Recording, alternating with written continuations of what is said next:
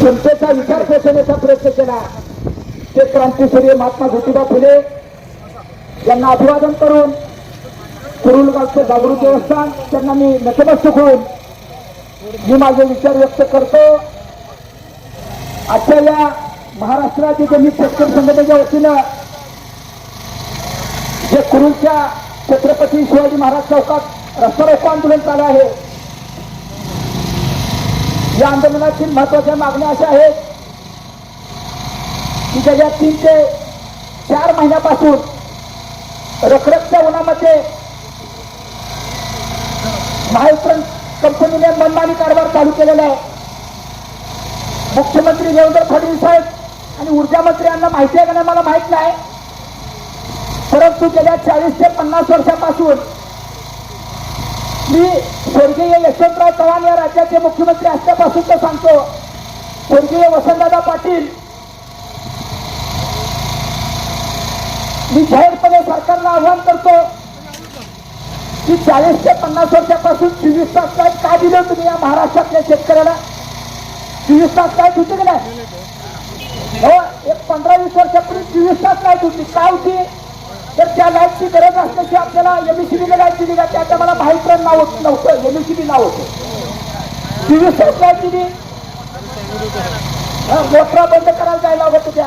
आणि ह्या 15-20 वर्षात आता शासनाने आणि महावितरण कंपनीने 8 तास लाईट द्यायला चालू केली. बरोबर आहे? मग आता या 3.5-4 महिन्यात तुम्ही 8 तासाच्या लाईटवरनं तुम्ही आता 6 तासावर आला. गेल्या महिन्यात 6 तासावर आता 4 तासावर आला. म्हणजे शेतकऱ्याला मारायचं ठरवलंय का तुम्ही? राज्याचे मुख्यमंत्री देवेंद्र फडणवीस साहेब आपल्याला विनंती करतो, आपण या राज्याचे देवमाणूस आहात, शेतकऱ्यांचे कैवारी आहात.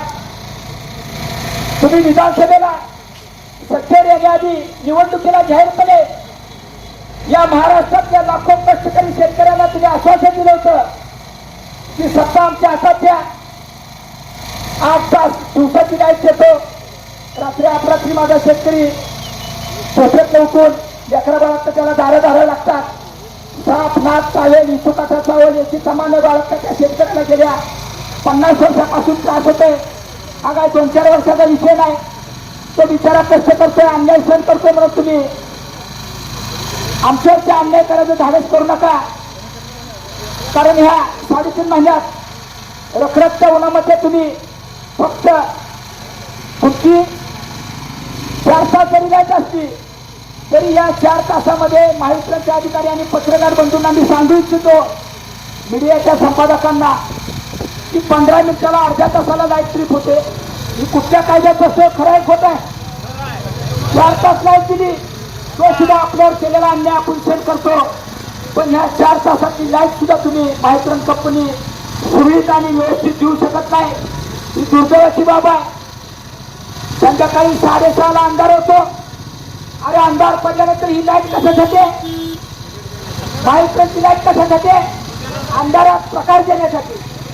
पण 6:30ला लाईट बंद झाल्यानंतर प्रकाश द्यायचा का त्या अंधार पडलेल्या ह्याच्यात ज्यादा अंधार करायचा?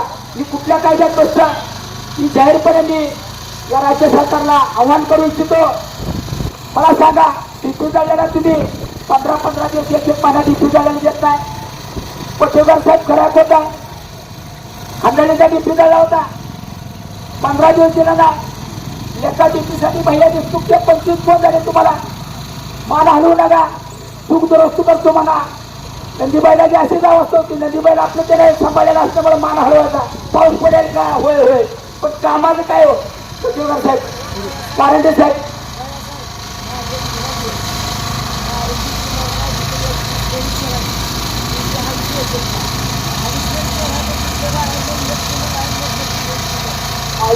माळी डीपी करू सर, माळी डीपीचे नोंद करून घ्या कारंडे साहेब. हा, त्यांचा काय प्रॉब्लेम आहे ती 2 दिवसात मार्गी लावा.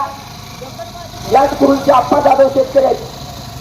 कसं आहे, त्याआधी शेतकऱ्याला कळलं पाहिजे या महाराष्ट्रातल्या मंत्र्याच्या आमदारच्या शेतात सुद्धा चारा आणि विद्युत केलेले आहेत.